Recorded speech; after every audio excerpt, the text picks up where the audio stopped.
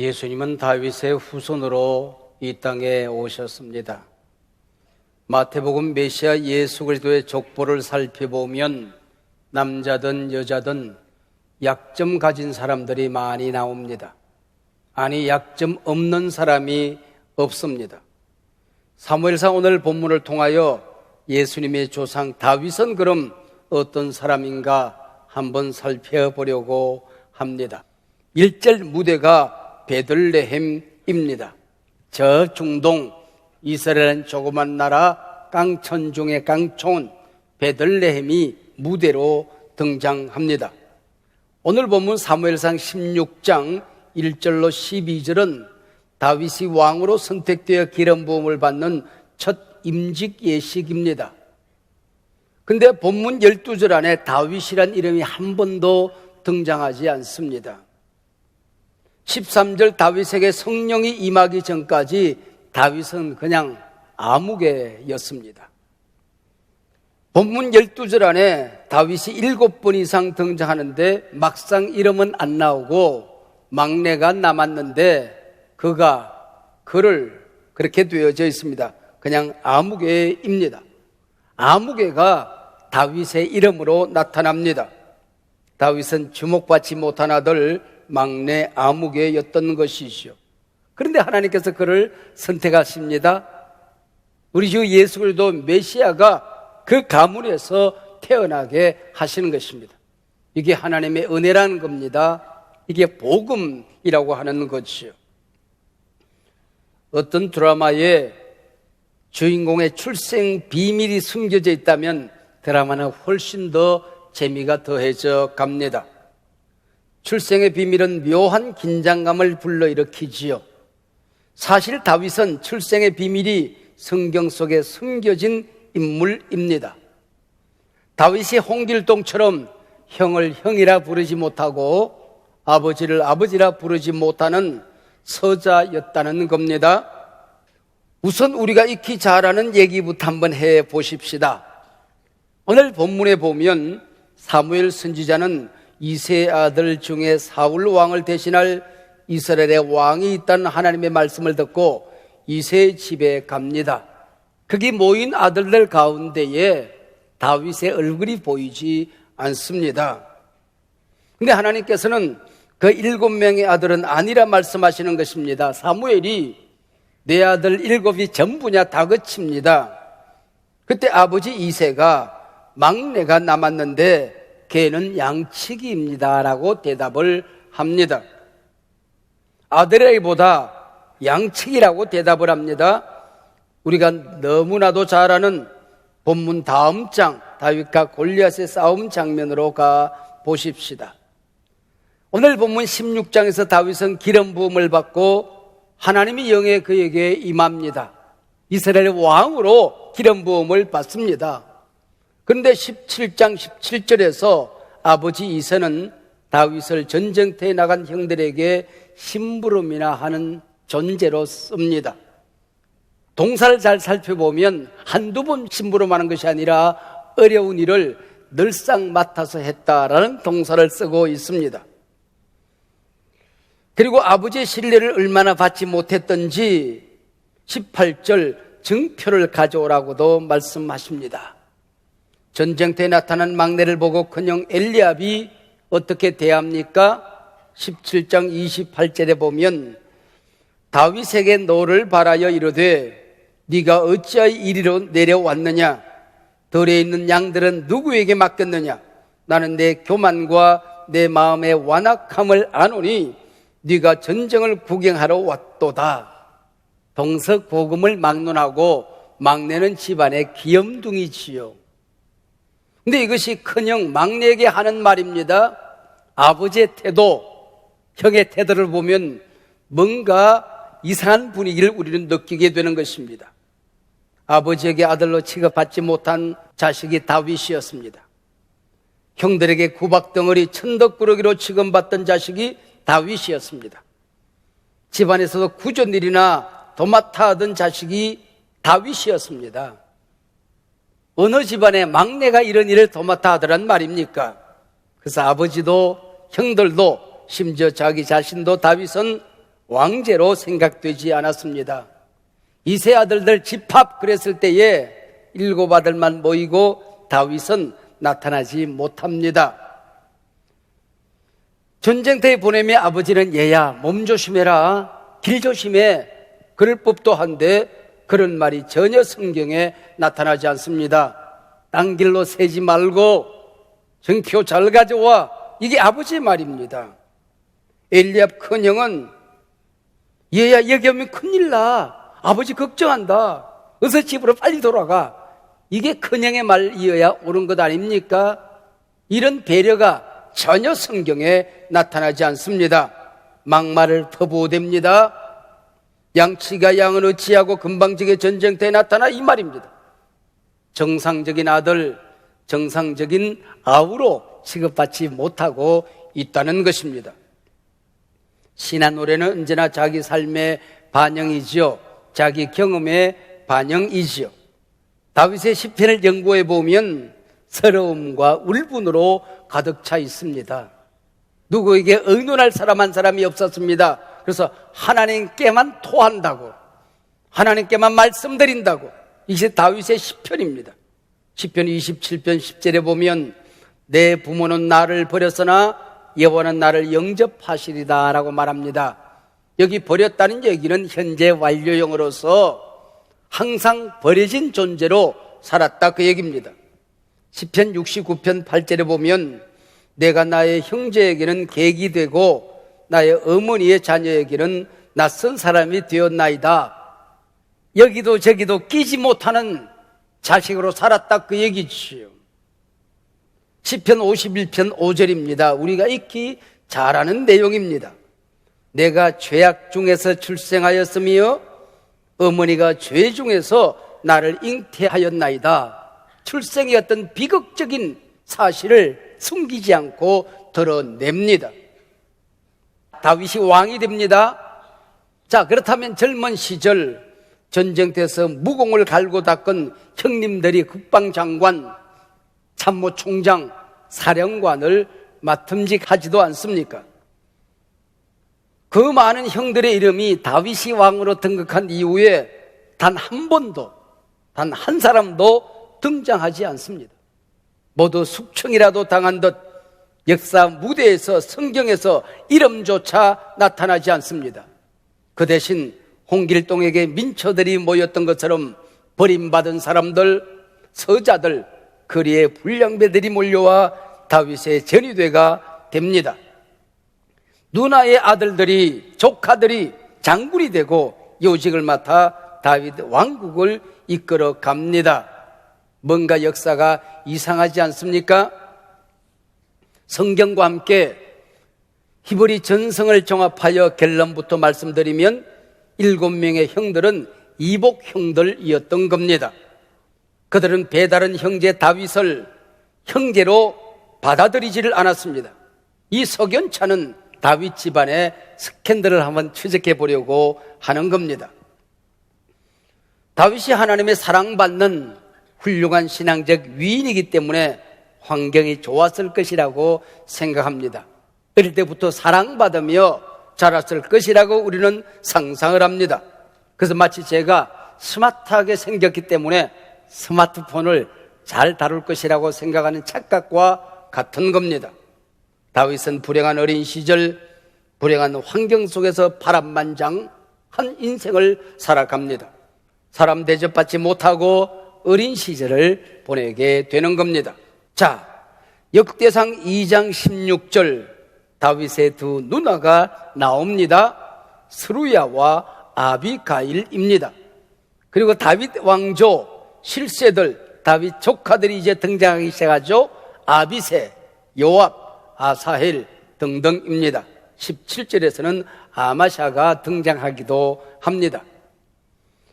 자, 사무엘 하로 넘어갑니다. 사무엘하 17장 25절에 드디어 다윗 누나들의 아버지가 나옵니다.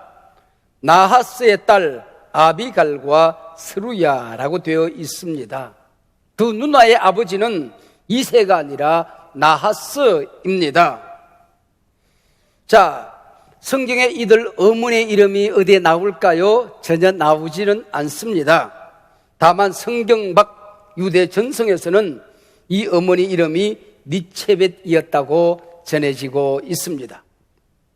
이상의 본문과 히브리 전성을 종합해 보면 나하스는 두 딸 아비가일과 스루야만 남기고 죽습니다.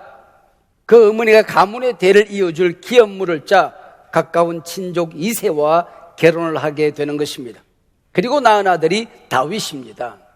히브리 전해오는 이야기에 의하면 니체벳이 두 딸을 데리고 다윗을 임신한 상태에서 이새와 결혼한 걸로 되어 있습니다. 그러나 그는 성경 밖의 얘기니까 분명한 것은 7 아들과 2 누나는 피 한 방울 섞이지 않은 남매들이었던 거지요. 보수적으로 제가 해석하더라도 다윗은 7 형의 아버지 이새와 2 누나의 어머니 니체벳 사이에서 태어난 이름하여 막내입니다. 자식을 가진 아버지와 자식을 가진 어머니가 재혼을 하면, 그리고 아이를 하나 낳으면 당신의 아이, 내 아이, 우리 아이가 있는 겁니다. 결론은 다윗은 서자로 태어나 한많은 상처 속에서 자라났다는 겁니다. 아버지로부터 제대로 된 자녀 취급을 받지 못했습니다. 형님들의 구박과 멸시 천대 속에서 자랐습니다. 그냥 막내입니다. 아무개입니다. 누구의 주목도 받지 못하던 그때 하나님께서 찾아오십니다. 하나님이 그를 긍휼히 여기시는 것입니다. 그를 선택하고 기름을 붓습니다. 이새의 집안에 입적된 이 다윗을 통하여 구원의 족보가 맥을 이어가게 되더라고 하는 것입니다. 이게 복음이요, 이게 은혜라고 하는 거지요. 아마 이새의 첫째 부인 7 형들을 낳은 어머니는 키가 큰 미스 이스라엘 정도가 되었을 것입니다. 그래서 엘리야 같은 아들을 보면 용모와 키, 즉 외모를 보면 누가 보아도 장군이요 왕제였습니다. 아버지 이새는 이 첫째 아들, 둘째 아들, 셋째 아들에게 깊은 자긍심을 가지고 이들을 아꼈습니다. 오늘 본문에도 보면 이 세 아들의 이름만 나옵니다. 사무엘 선지 앞에 이 세 아들을 자꾸 밀어냅니다. 엘리압, 아비나답, 삼마였습니다. 반면 다윗의 어머니는 얼굴이 붉고 눈이 크고 야들야들한 여인이었을 겁니다. 그래서 16장 12절에 보면 다윗의 얼굴빛이 붉고 눈이 빼어나고 얼굴이 아름다웠습니다. 우와, 아이돌이네. 그렇습니다. 아이돌. 여성스러운 남성들이 요즘에야 인기가 있지요. 그러나 이 당시에 인기 있는 얼굴이 아니었다는 것이죠. 외모를 보지 말라는 얘기는 이런 아이돌 같은 얼굴을 보지 마라, 그 얘기입니다. 이런 얼굴은 장군감도 아니었고 왕제도 아니었던 것이죠. 여자래요, 여자래요 놀림감에 지나지 않았던 것이죠. 왕제란 사무엘상 9장 2절에 보면 사울 왕처럼 이스라엘 자손 중에 그보다 더 준수한 자가 없고 길은 모든 백성보다 어깨 위만큼 더 커야 하는 겁니다. 고대 전쟁이 늘상이던 바로 이때 인물은 얼굴이 무섭게 생겨야 됩니다. 기골이 장대해야 됩니다. 몸은 크고 근육형으로 생겨야 했던 것입니다. 다윗의 모습은 당시 호감 가는 인상, 장군감, 왕제가 아니었다, 그 얘기입니다. 다윗은 정말 서자였을까요? 우리가 살펴본 대로 충분한 성경적인 근거, 히브리 전성의 근거는 있습니다. 그러나 성경상에 명시적인 귀절, 명확하게 아무개 여인에게서 태어났다, 서자였다는 기록은 없습니다. 그래서 얼마든지 이론은 가능합니다. 그러나 분명히 다윗은 상처 입은 치유자로 역사 무대에 등장한다는 사실입니다. 우리 예수님께서 건축자의 버린돌이 모퉁이의 머릿돌이 되어서 메시아가 되었던 것처럼 이 다윗 또한 건축자의 버린돌이 모퉁이돌이 되어서 메시아 예수 그리스도의 족보의 조상이 되는 것입니다. 다윗은 많은 상처 속에서 자랍니다. 그 수많은 상처 가운데서도 가장 깊은 상처가 거절감의 상처라고 그러지 않습니까? 뿐만 아니라 어릴 때 부모로부터 받은 거절감의 상처, 그런데 피 속에, 뼈 속에, 살 속에, 삶 속에 숨어서 하나님이 치료하는 그날까지 나를 괴롭히게 되는 것입니다. 다윗은 바로 하나님의 긍휼과 은혜로 상처 가운데 자랐지만은 하나님의 상처를 치유해 드립니다. 자신이 상처에 매여 살지 않습니다. 백성들의 상처를 치료합니다. 역사의 아픔을 치료하는 상처 입은 치료자, 더 운디드 힐러로 역사에 쓰임받게 되는 것입니다. 오늘 우리는 다윗을 살펴보면서 깨닫는 중요한 결론 한 가지가 있습니다. 우리가 하나님의 은혜 안에 있을 때에 불행한 환경이 나를 불행하게 할 수 없다는 것입니다. 내가 예수님의 피를 덧입어서 구원받은 자녀가 되었으면, 하나님의 자녀가 되었으면 불행한 환경 때문에 결코 나는 불행하지 않다. 여러분 믿습니까? 많은 사람들이 자신은 약점 때문에, 상처 때문에 이 모양이 되었다고 핑계합니다. 마치 불행한 삶이, 초라한 신앙이, 품격 없는 언어가 자신이 살아온 환경 때문이라고 핑계됩니다. 보십시오. 다윗 앞에서 그 누가 나는 불행한 환경 때문에, 상처 때문에, 어린 시절에 깊은 거절감 때문에 이 모양이 되었다고 핑계할 수 있습니까? 상처는 결코 우리가 하나님 앞에 나아가는 방해꾼이 될 수가 없는 것입니다. 하나님의 치료하는 광선을 막을 수가 없는 것입니다. 우리들의 상처, 약점은 하나님의 긍휼을 구하는 은혜의 길이 되는 것입니다. 하나님 앞에 사랑받고 쓰임받고 오히려 하나님의 마음에 합한 인물이 될 수 있는 지름길이 되었다 하는 것입니다. 우선 다윗은 자신의 아픔으로 하나님의 아픔을 치료하기 시작합니다. 사사시대 말기 이스라엘 백성들은 하나님의 왕권 되신 이방인들과 꼭 같은 인간의 왕을 요구합니다. 민중 추대영 사울이 임금으로 등극하게 되죠. 초대왕 사울은 백성들이 두려워 자신이 제사를 집전합니다. 하나님의 통치권, 국군 통수권, 영적 지도력을 찬탈합니다. 그뿐이 아닙니다. 아말렉 족속을 모두 짐승들과 함께 진멸하라는 하나님의 명령을 어깁니다. 하나님의 심판 전쟁을 전쟁 노획물이나 챙기는 싸구려 전쟁으로 전락시킵니다. 하나님은 사울을 왕 세운 것을 후회하십니다. 하나님이 아파하십니다. 이것이 하나님의 상처였던 것이죠. 다윗은 이러한 하나님의 아픔을 치료해드리는 하나님 마음에 합한 왕으로 등장하게 되는 것입니다. 하나님은 사울을 패하시고 하나님의 마음에 합한 다윗을 왕으로 세우십니다.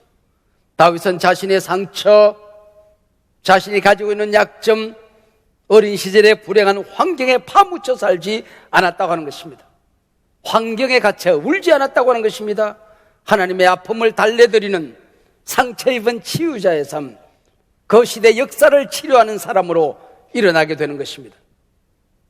신구약 성경에서 가장 빛나는 한 인물이 있다면 아무래도 다윗일 것입니다.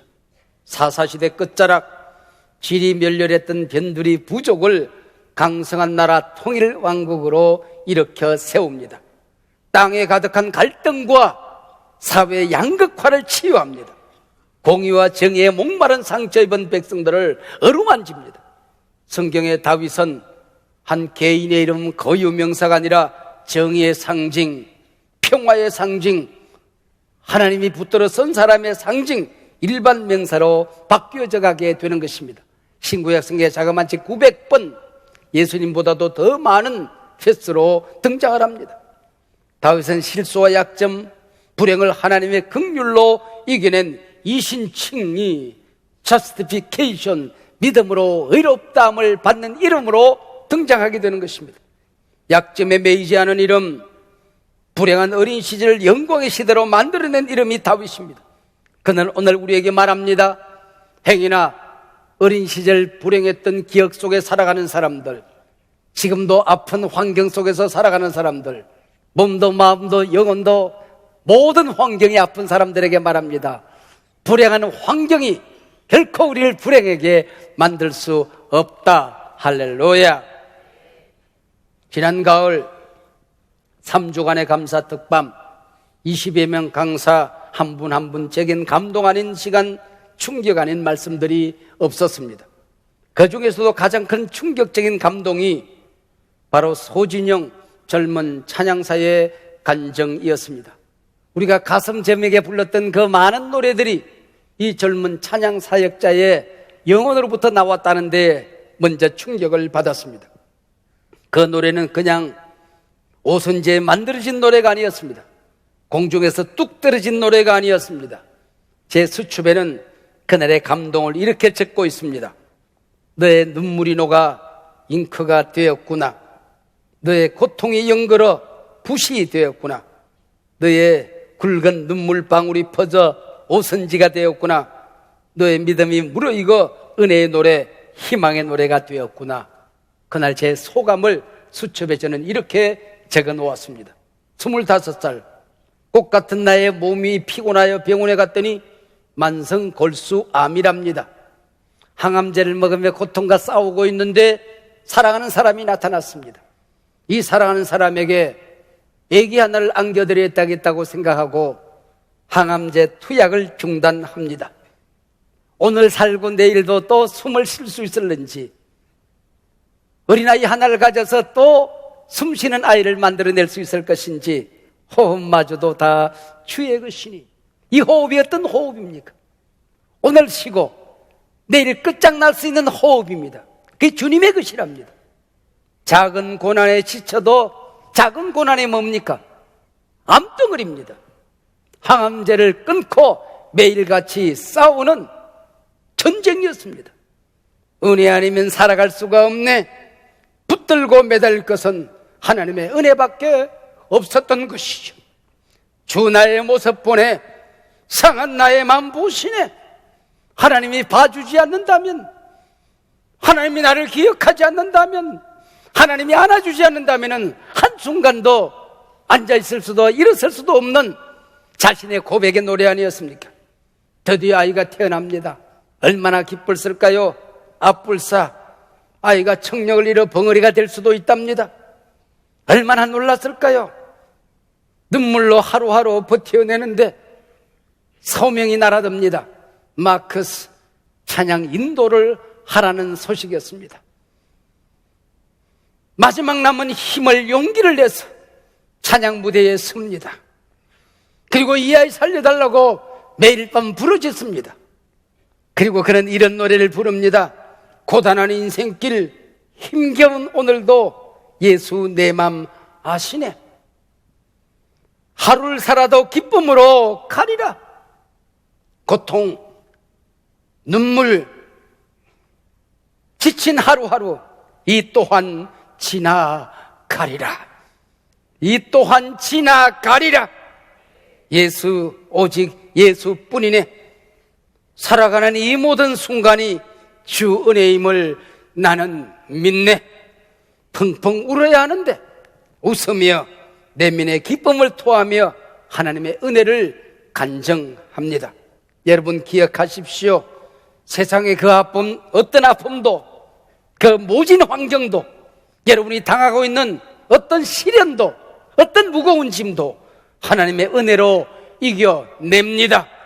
넘어져 계신 분들, 쓰러져 계신 분들, 아픔으로 한 해를 마무리하기 위해서 울고 있는 분들 기억하세요. 이 또한 지나가리라. 반드시 은혜로 지나갑니다. 하나님의 사랑과 능력으로 지나갑니다. 결코 당신을 불행하게 할 수가 없을 것입니다. 불행한 환경이 결코 나를 불행하게 할 수 없다.